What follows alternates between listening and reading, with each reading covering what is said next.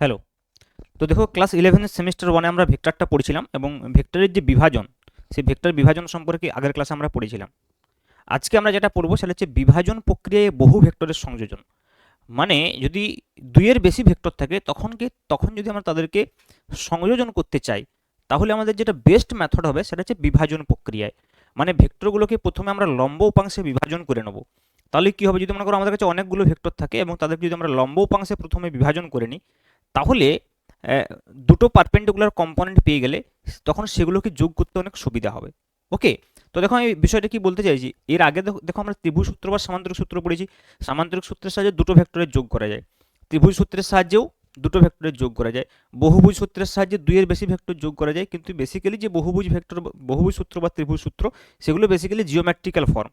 তাহলে যদি আমাদেরকে ভ্যালু বের করতে হয়, মানে মান বের করতে হয়, মান এবং অভিমুখ বের করতে হয়, ম্যাথমেটিক্যাল ক্যালকুলেশন করতে হয়, তাহলে আমরা কিন্তু দুটো ভেক্টরের জন্য সামান্তরিক সূত্রই অ্যাপ্লাই করি। কিন্তু দুইয়ের বেশি ভেক্টর হলে আমরা এই মেথডটা ইউজ করব। এই মেথডটাতে দুটো ভেক্টরের ক্ষেত্রেও করা যাবে, সেটাও আমি করে দেখাবো যে সামান্তরিক সূত্রটা কিভাবে এই মেথডের সাহায্যে করা যাবে। তাহলে তোমরা বুঝতে পারবে যে দুইয়ের বেশি ভেক্টরকে যখন আমরা যোগ করব, তখন আমি কেন বলছি যে এই প্রসেসটা হচ্ছে যে বেস্ট প্রসেস। তো আমরা কি করব, composition of several vectors by resolution. দেখো আমি একটা এক্সাম্পল দিচ্ছি, মনে করো সাপোজ, তো এই ক্ষেত্রে আমরা প্রথমে এক্সিস চুজ করব। আমরা যেরকম কোঅর্ডিনেট এক্সিস চুজ করে থাকি, এক্স এক্সিস এবং ওয়াই এক্সিস এইভাবেই চুজ করব। তো সাপোজ মনে করো, সরি, তো সাপোজ মনে করো এটা হচ্ছে আমার ওয়াই এক্সিস আর এটা হচ্ছে এক্স এক্সিস। ওকে, আমি একটা এক্সাম্পল নিচ্ছি জাস্ট, এক্স এবং ওয়াই এক্সিস। আমার কাছে মনে করো সাপোজ তিনটে ভেক্টর রয়েছে। ওকে। তো একটা ভেক্টরকে আমি বলছি এই বরাবর একটা ভেক্টর রয়েছে মনে করো A1 ভেক্টর, এই বরাবর একটা ভেক্টর রয়েছে মনে করো A2 ভেক্টর। ওকে। এই বরাবর একটা ভেক্টর রয়েছে মনে করো A3 ভেক্টর। এবং এই ভেক্টরগুলো এক্স বা ওয়াই এক্সিসের সঙ্গে কত কোণ করে আছে সেইটা কিন্তু গিভেন থাকবে। ওকে। তো চলো আমি মনে করছি যে সাপোজ A1 ভেক্টরটা এক্স অ্যাক্সিসের সঙ্গে আলফা কোণ করে রয়েছে, A2 ভেক্টরটা এক্স অ্যাক্সিসের সঙ্গে বিটা কোণ করে রয়েছে, আর A3 ভেক্টরটা নেগেটিভ এক্স অ্যাক্সিসের সঙ্গে গামা কোণ করে রয়েছে। তো সাপোজ এটা গিভেন আছে, বিভিন্ন রকমভাবে গিভেন থাকবে, কোয়েশ্চেন করলে আমরা আরও বুঝতে পারবো যে বিভিন্ন ফরম্যাট এটা গিভেন থাকতে পারে। তো দেখো এখানে আমরা যদি একে যোগ করতে চাই তিনটে ভেক্টরকে, তো প্রথমে আমরা কি করব, এই তিনটে ভেক্টরেরই লম্ব উপাংশে বিভাজন করে নেব। মানে এক্স এবং ওয়াই অক্ষ বরাবর কত রয়েছে। তা দেখো A1কে যদি আমি এক্স অক্ষ বরাবর A1 এর উপাংশ নির্ণয় করি, এটা যদি আলফা হয় তাহলে এই বরাবর হবে কত, A1 কস আলফা হবে। বুঝতেই পারছো। তাহলে এটা এক্স অ্যাক্সিস বরাবর হচ্ছে এদিকে আলফা, তাহলে এদিকে কত হবে, এদিকে হয়ে যাবে তোমার A1 সাইন আলফা। বোঝা গেল বিষয়টা। সিমিলারলি A2 ভেক্টরকে এইদিকে উপাংশ যদি আমরা লিখি, কত হবে A2 কস বিটা, আর এই বরাবর কত হয়ে যাবে A2 sine beta, A2 sine beta. Okay. এবার দেখো যদি আমরা A3কে বিভাজন করি, তাহলে A3 এই দিকে বরাবর একটা উপাংশ পাবো আমরা, একটা এইদিকে পাবো, তাহলে এইদিকে কত হবে A3 কস গামা, কিন্তু এইদিকে পাবো A3 sine gamma, sign gamma. তাহলে দেখো আলটিমেটলি A1 A2 A3 ছিল, কিন্তু তাকে আমরা দুটো এক্সিস বরাবর করে নিয়েছি, একটা এক্স এক্সিস বরাবর, একটা ওয়াই এক্সিস বরাবর।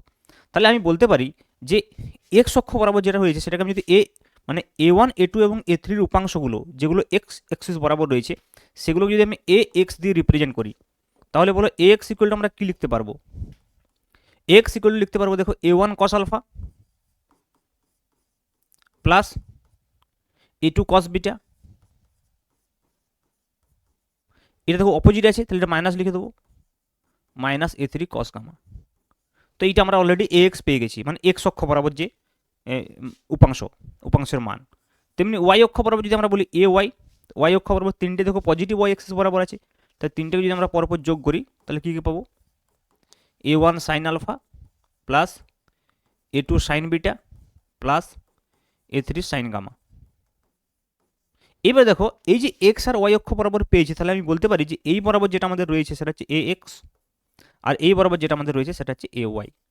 তাহলে দেখো ছিল অনেকগুলো ভেক্টর, কিন্তু তাদেরকে আমরা এমনভাবে উপাংশ ভাগ করে নিয়েছি যে দুটো ভেক্টরে পরিণত হয়ে গেছে, only along X axis and Y Axis.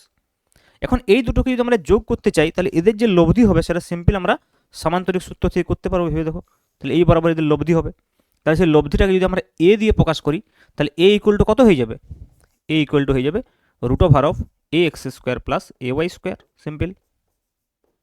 তাহলে দেখো এখানে AX এর যে মানটা পেয়েছি সেটা এখানে বসিয়ে দেবো, AY এর যে মানটা পেয়েছি এখানে বসিয়ে দেবো, তাহলে এই ভেক্টরটার মান বেরিয়ে যাবে। আর অভিমুখ মানে আমরা যদি জানতে চাই AX এর সঙ্গে কত কোণ করে রয়েছে, সাপোজ থিটা কোণ করে রয়েছে, তাহলে সেক্ষেত্রে দেখো আমি থিটা নির্ণয় করতে কী করে পাবো, এই দিকটা যদি এ ওয়াই হয় তাহলে এই দিকটা হবে এ ওয়াই, আর এই দিকটা হয়ে যাবে এ এক্স, তাহলে এখান থেকে আমরা ট্যান থিটা পেয়ে যাবো দেখো A Y by x. Clear? তাহলে এইভাবে কিন্তু আমরা যোগ করতে পারবো যখন অনেকগুলো ভেক্টর থাকবে। প্রসেসটা কি, প্রথমে ভেক্টরগুলোকে আমরা এক্স এবং ওয়াই অক্ষ বরাবর বিভাজন করে নেব, উপাংশে বিভাজন করে নেব। যেই আমাদের উপাংশে বিভাজন হয়ে গেল সঙ্গে সঙ্গে আমরা এটা আলাদা একটা ডায়াগ্রাম বানিয়ে নেবো এ এক্স এবং এ ওয়াই। হ্যাঁ, তার ভ্যালুটা এক্স এর ভ্যালু এখান থেকে, এ ওয়াই এর ভ্যালু এখান থেকে পেয়ে যাবো। তারপরে যোগ করলে root over of A X square plus A Y square হয়ে যাবে। সিম্পল, যে দুটো ভেক্টর যখন পরস্পরের সঙ্গে লম্ব থাকে তখন আমরা যেভাবে করি। ক্লিয়ার? তো দেখো এইটা অ্যাপ্লাই করে আমরা কিভাবে সামান্তরিক সূত্রের এডিশনটা করতে পারি, সামান্তরিক সূত্রে যে আমরা যেটা পাই আর কি, সেটা আমরা কিভাবে নির্ণয় করতে পারবো দেখো। হ্যাঁ, যে root over A square plus B square plus 2ab cos theta আমরা নির্ণয় করেছিলাম, তো এটা আমরা একটা সামান্তরিক রয়েছে সাপোজ। ঠিক আছে, যে সামান্তরিকের দুটো বাহু আমরা কি বলেছি, দুটো ভেক্টরকে প্রকাশ করবে। তো সাপোজ এই বরাবর রয়েছে এ ভেক্টর আর এই বরাবর রয়েছে বি ভেক্টর। ক্লিয়ার? এবার দেখো, তাহলে আমরা যখনই উপাংশে বিভাজন করতে চাইবো তখন আমাদেরকে দুটো এক্সিসের সাহায্য নিতে হবে। তাহলে আমি দুটো এক্সিস নিচ্ছি, তাহলে এইটাকে আমি বলে দিলাম যে এক্স এক্সিস। তাহলে ওয়াই এক্সিস কী হবে, এর সঙ্গে পারপেন্ডিকুলার হবে। তাহলে এর সঙ্গে পারপেন্ডিকুলার এক্সিস যদি হয় তাহলে আমি এইটাকে ওয়াই এক্সিস চুজ করব, বিটাকে তাহলে আমি একটু ভিতরে লিখে দিই, এটা বি। ওকে, এবার দেখো আমাদের একটা তো গিভেন থাকবে, এ এবং বি এর মধ্যবর্তী কোন গিভেন থাকবে সামান্তরিকের ক্ষেত্রে, তাহলে সেটা মনে করো আমি এইখানে লিখলাম। তো সেই অ্যাঙ্গেলটা সাপোজ হচ্ছে যে থিটা, এ এবং বি এর মধ্যবর্তী কোন সাপোজ থিটা গিভেন রয়েছে। তাহলে দেখো বিকে যদি আমরা দুটো উপাংশে বিভাগ, এ কে তো উপাংশে বিভাজন করার প্রয়োজনই নেই, কারণ এ তো এক্স এক্সিস বরাবর অলরেডি আছে। তাহলে বিকে যদি আমরা বিভাজন করে দেখো তো এই বরাবর কত হবে বলো, এই বরাবর হয়ে যাবে বি কস থিটা, আর এই বরাবর হয়ে যাবে কি B sine theta, B sine theta. তাহলে দেখো এক্স অক্ষ বরাবর যেটা হয়েছে, এক্স অক্ষ বরাবর যে মানটা হয়েছে, মানে এটি যদি এক্স অক্ষ বলি ভেবে দেখো, আর এটি যদি ওয়াই অক্ষ বলি, তাহলে দেখো এক্স অক্ষ বরাবর আমরা কত পেয়েছি বি কস থিটা, এটাকে আমি এক্স বলছি সিম্পল, বা সিম্পল বি কস থিটা লিখছি, এবং এও রয়েছে এই বরাবর, তাহলে এ প্লাস বি কস থিটা। দেখো তাহলে এই বরাবর হয়ে গেছে কি এ প্লাস বি কস থিটা। তাহলে এই বরাবর কি হয়েছে দেখো বি সাইন থিটা, এই বরাবর হচ্ছে যে বি সাইন থিটা, বরাবর হচ্ছে যে এ প্লাস বি কস থিটা, এই বরাবর হচ্ছে যে বি সাইন থিটা। তাহলে এক্স অক্ষ বরাবর যেটা রয়েছে সেটা হচ্ছে এ প্লাস বি কস থিটা, এই বরাবর বি সাইন থিটা। তাহলে যে লব্ধি যেটা হবে আর, ওকে, তাহলে সে আর কত হবে দেখো রুট ওভার অফ এক্স অক্ষ বরাবর যেটা রয়েছে সেটা হচ্ছে কি না A plus B cos theta তার হোল স্কোয়ার, আর ওয়াই অক্ষ বরাবর যেটা রয়েছে সেটা হচ্ছে কি B sine theta whole square, তাই তো। এবং এদের যে লব্ধিটা হবে দেখো, তাহলে সেই লব্ধিটা এই বরাবর হবে, এটা আর হবে। এবার দেখো যদি আমরা এখানে এটাকে লম্ব টেনে নিই একটা, তাহলে এই অ্যাঙ্গেলটাকে যদি আমি আলফা বলি তাহলে এই বরাবর হবে বি সাইন থিটা। তাহলে এখান থেকে আমরা ট্যান আলফা পেয়ে যাবো দেখো, তো যদি আমরা এখান থেকে ট্যান আলফা লিখি লম্ব বাই ভূমি, তাহলে B sine theta by A plus B cos theta.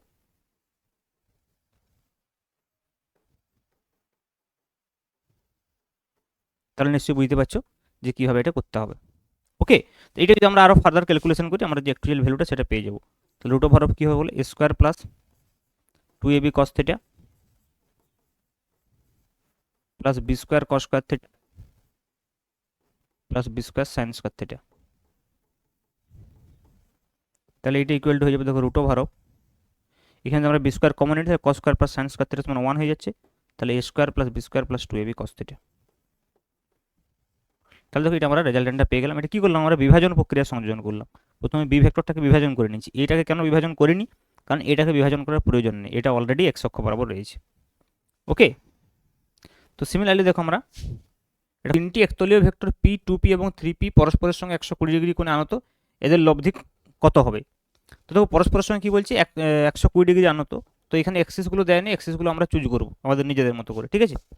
তো তিনটে ভেক্টর দেখো পি, 2p এবং 3p, তো এই পয়েন্টের সাপেক্ষে যদি আমরা বলি যে তিনটে পরস্পরের সঙ্গে কী আছে 120 ডিগ্রি করে আনত, তাহলে এটা পি ভেক্টর মনে করো, এদিকে রয়েছে 2p ভেক্টর আর এইদিকে 3p ভেক্টর। এবার আমরা এক্সিসগুলো চুজ করব, এক্স এক্সিস এবং ওয়াই এক্সিস। ওকে, তো এই দিকটা সাপোজ আমরা ধরলাম পজিটিভ এক্স এক্সিস, এদিকটা ধরছি আমরা পজিটিভ ওয়াই এক্সিস, মানে এদিকটা নেগেটিভ এক্স এক্সিস। তার মানে 3p ভেক্টরটা অলরেডি নেগেটিভ এক্স এক্সিস বরাবর আছে, ওয়াই অক্ষ বরাবর আছে, আর এটা হচ্ছে নেগেটিভ এক্স। তাহলে দেখো এই ভেক্টরগুলো কত অ্যাঙ্গেল করে আছে নির্ণয় করতে হবে। তো মনে করো আমি বলছি যে পি ভেক্টরটা এক্সের সঙ্গে কত কোণ করে আছে বলো, এই অ্যাঙ্গেলটা তো অলরেডি 90 ডিগ্রি, পুরোটা কত 120 ডিগ্রি ছিল, তাহলে এটা অলরেডি 90 ডিগ্রি, তাহলে এটা কত হবে 30 ডিগ্রি। সিমিলারলি এদিকেও তাই, দেখো এটা অলরেডি 90 আছে, তার সঙ্গে এটা কত হবে 30 ডিগ্রি। তা দেখো এইভাবে আমি বের করে নিলাম। এবার যদি আমরা পিকে দুটো উপাংশে ভাগ করি তাহলে এই বরাবর কত হবে পি কস 30, এই বরাবর কত হবে পি সাইন 30, ভেবে দেখো। সিমিলারলি 2p এই বরাবর কত হবে 2p cos 30, এই বরাবর কত হবে 2p sin 30। তাহলে দেখো এক্স বরাবর যেটা হচ্ছে সেটাকে আমি যদি ক্যাপিটাল এক্স দিয়ে রিপ্রেজেন্ট করি, এক্স বরাবর P cos 30 minus 2p cos 30, P cos 30 minus 2p cos 30, বা এটাকে আমি px দিয়েও রিপ্রেজেন্ট করতে পারি। চলো px দিয়ে রিপ্রেজেন্ট করতে ভালো লাগবে, px। ওকে, তাহলে দেখো এখানে যদি আমরা cos 30 কমন নিয়ে নিই তাহলে p minus 2p into cos 30 হচ্ছে। ওকে, তার মানে minus P into cos 30 value হচ্ছে √3/2, তার মানে এটা হলো মাইনাস √3p আপন 2। সিমিলারলি পি ওয়াই দেখো কি করে পাবো আমরা, পি ওয়াই যদি আমরা দেখি তাহলে দুটোই উপর দিকে রয়েছে দুটো, তাহলে পি সাইন 30 আর 2p সাইন 30 দুটোই পজিটিভ হবে। কিন্তু দেখো 3pটা কোন দিকে আছে, নেগেটিভ ওয়াই অক্ষ বরাবর আছে, তাহলে এদিকে হবে মাইনাস 3p। তাহলে P into half plus 2p into half minus 3p, তার মানে p প্লাস p/2, এই দুই দুই কেটে যাবে, তাহলে হয়ে গেল p প্লাস p/2 মানে 3p/2 মাইনাস 3p, মানে এটা হয়ে যাবে মাইনাস 3p/2। তাহলে দেখো ওয়াই অক্ষ বরাবর মাইনাস 3p/2, এক্স অক্ষ বরাবর মাইনাস √3p/2। তাহলে যদি আমরা এখানে একটু রিড্র করি, তো এইটা মনে করো আমাদের নেগেটিভ ওয়াই অ্যাক্সিস আর এটা হচ্ছে কি নেগেটিভ এক্স অ্যাক্সিস। তাহলে এই নেগেটিভ এক্স অ্যাক্সিস বরাবর যে মানটা হয়েছে সেটা হচ্ছে মাইনাস √3p/2, এটা কত মাইনাস √3p/2। তাহলে আমি শুধু ম্যাগনিটিউডটা লিখবো কারণ অলরেডি আমরা বলে দিয়েছি নেগেটিভ এক্স, আর এই দিক বরাবর হচ্ছে 3p/2। এখন এই দুটো লব্ধি কোন দিকে হবে, এই দুটো লব্ধি হবে এইটা ফাইনাল। তো এই যদি আমরা রেজাল্টেন্ট ভেক্টর আর বলি ফাইনালি, তাহলে আর ইকুয়াল টু কত হবে দেখো √2 প্লাস d স্কোয়ার, তার মানে √3p/2 তার হোল স্কোয়ার প্লাস 3p/2 তার হোল স্কোয়ার।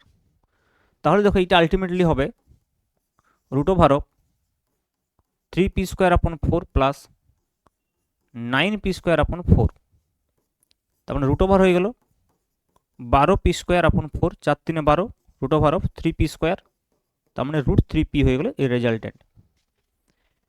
এবার দেখো আমরা যদি দেখতে চাই যে এক্স অ্যাক্সিসের সঙ্গে এ কত কোণ করে রয়েছে, সাপোজ এই অ্যাঙ্গেলটা আমি আলফা বলছি, তাহলে এই দিকটা হয়ে গেল লম্ব, এইটা হয়ে গেল ভূমি, তাই তো।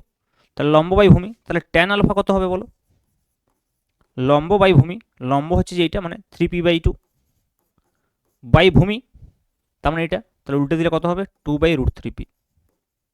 দেখো পি পি কেটে গেলো, 2 2 কেটে গেলো, পড়ে রইল 3/√3, যদি করণীয় নিরসন করো আসবে 1/√3। তার মানে আলটিমেটলি ট্যান আলফা সমান যদি √3 হয় তার মানে আলফা সমান 30 ডিগ্রি। তার মানে দেখো এই যে লব্ধি ভেক্টরটা ভেবে দেখো সেটা এই দিকে মানে নেগেটিভ এক্স অ্যাক্সিসের সঙ্গে 30 ডিগ্রি কোণ করে আছে, তাহলে পজিটিভ এক্স অ্যাক্সিসের সঙ্গে কত কোণ করে আছে 180 যোগ হবে, তাহলে টোটাল যে অ্যাঙ্গেলটা হবে সেটা দেখো 180 প্লাস 30, তার মানে হয়ে যাবে 210 ডিগ্রি। তার মানে ভেক্টরটার মান তোমরা পেয়ে গেছো অলরেডি √3p, আর অভিমুখটা হচ্ছে পজিটিভ এক্স অ্যাক্সিসের সঙ্গে 210 ডিগ্রি। তাহলে দেখো আনসার হবে সি। ক্লিয়ার? তাহলে এইভাবে দেখো অনেকগুলো যদি ভেক্টর থাকে আমরা কিন্তু এইভাবে বিভাজন প্রক্রিয়া তাদেরকে সংযোজন করব, ঠিক আছে। তাহলে তোমরা এইভাবে কিন্তু কোয়েশ্চেনগুলো করতে পারবে। ক্লিয়ার? তো নেক্সট ক্লাসে আমরা কি পড়বো, স্থানাঙ্কের সাহায্যে ভেক্টরের প্রকাশ, যে আই জে কে দিয়ে কীভাবে ভেক্টরকে প্রকাশ করতে হয়। ওকে, আজকে এইটুকুই থাক, থ্যাংক ইউ।